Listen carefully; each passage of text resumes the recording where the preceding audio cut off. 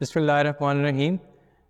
आज के टॉपिक में हम डिस्कस करेंगे एल्गोरिथम्स को। लास्ट टाइम हमने डिस्कस किया कि किसी भी प्रॉब्लम को सॉल्व करने के लिए फ़्लो चार्ट हमारा क्या किरदार अदा करते हैं।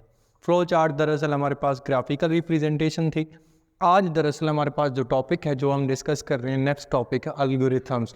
सबसे पहले हमारे पास एक शॉर्ट क्वेश्चन आंसर है, डिफाइन एल्गोरिथम। एल्गोरिथम्स हैं क्या चीज़? वो कहते हैं algorithms are the set of steps to solve a problem. किसी भी प्रॉब्लम को सॉल्व करने के लिए वो स्टेप्स का मजमूआ जो आप परफॉर्म करेंगे, किस में? It is written in natural language, जो कि आप नेचुरल लैंग्वेज में सेट ऑफ स्टेप्स लिख रहे हैं, वो आपका क्या है? आपका एल्गोरिथम है। So it is easily understand by the human. ये क्यों लिखे जाते हैं नेचुरल लैंग्वेज? ताकि ह्यूमंस को आसानी से समझ आ सकें। दरअसल अमूमन बात यहाँ पे हो रही है हमारी इंग्लिश लैंग्वेज की। यहाँ पर हम बात कर रहे हैं अपने प्रॉब्लम को स्टेप्स की शक्ल में तरतीब दे के इंग्लिश लाइक वर्ड्स में आप लोगों ने ट्रांसलेट करके उसको जब लिखना है तो वो आपका क्या बन जाएगा? आपका एल्गोरिथम बन जाएगा। जैसे कि एग्जांपल के तौर पर मेरे पास एक प्रॉब्लम है for finding acceleration of moving object. हमने एक मूविंग ऑब्जेक्ट की एक्सेलरेशन को काउंट डाउन करना है, तो उसके लिए हम सबसे पहले अपना स्टार्ट लिखेंगे, एल्गोरिथम का फर्स्ट स्टेप।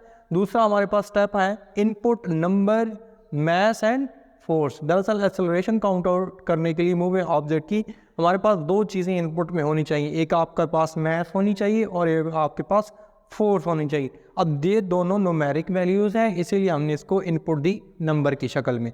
सेट एक्सेलरेशन, दरअसल सेट एक्सेलरेशन हमारे पास प्रोसेसिंग मतलब फार्मूला को काउंट डाउन का काम कर रहा है, जैसे कि acceleration to force over mass, और फिर हमें हमारी आउटपुट हासिल हो जाती है एक्सेलरेशन, और फिर हमारा एल्गोरिथम क्या है?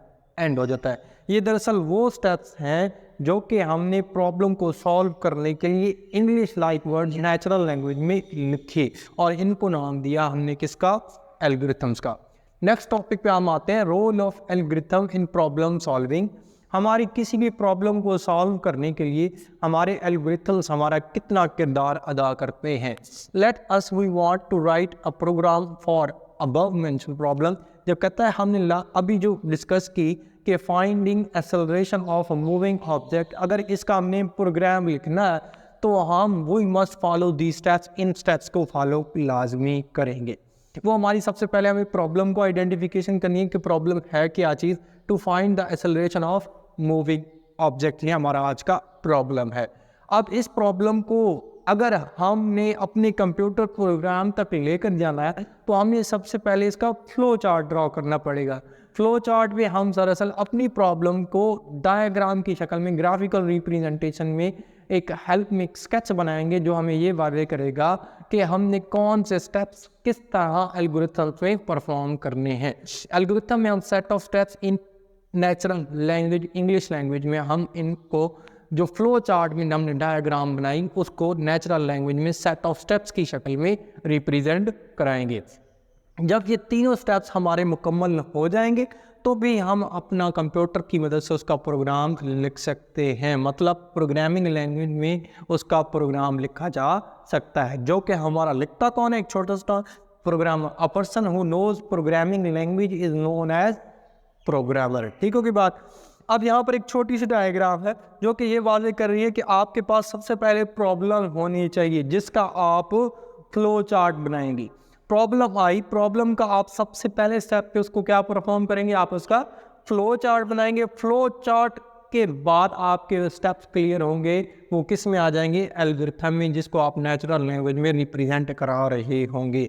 जब आप ये तीनों स्टेप्स एक्यूरेटली परफॉर्म कर पाते हैं तो आपका कंप्यूटर प्रोग्रामर कंप्यूटर के प्रोग्राम को लिख पाता है, आपकी प्रॉब्लम को कंप्यूटर के प्रोग्राम में तब्दील करता है। अगर आपकी प्रॉब्लम आपको वेल आइडेंटिफाइड नहीं थी तो आप उसका फ्लो चार्ट भी एक्यूरेट नहीं बना पाएंगे। जब आपका फ्लो चार्ट एक्यूरेट नहीं बनेगा तो आपका एल्गोरिथम भी क्लियरली नहीं लिखा जाएगा, उनमें कुछ स्टेप्स वाजे नहीं रह जाएंगे। वो स्टेप्स वाजे नहीं रहेंगे तो कंप्यूटर प्रोग्रामर जो आपका प्रोग्राम लिख कर देगा वो आपको डिजायर्ड आउटपुट नहीं हासिल होगी। उसके बाद फॉर्मुलेशन ऑफ एन एल्गोरिथम, किसी भी एल्गोरिथम को हम किस तरह तरतीब देते हैं। सबसे पहले उसका स्टार्ट लिखते हैं। स्टार्ट में हम ये वाजे करते हैं it is a starting point of an algorithm. Start में हम अपने स्टार्ट का बताते हैं कि हमारा एल्गोरिथम स्टार्ट कहाँ से है। इनपुट में it is use to get input from the user.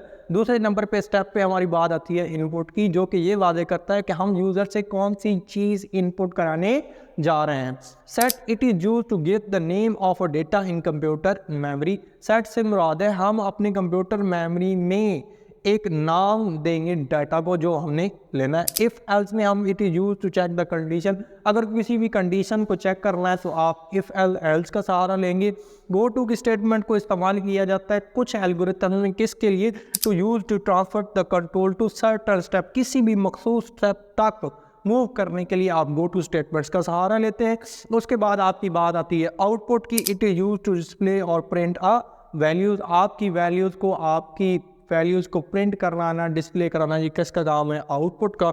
और लास्ट पे हमारा स्टॉप का है जी पॉइंट, जो कि टर्मिनेशन पॉइंट ऑफ एल्गोरिथम है। ये दरअसल वो स्टेप्स हैं जो किसी भी एल्गोरिथम को बनाने के लिए ज़रूरी है।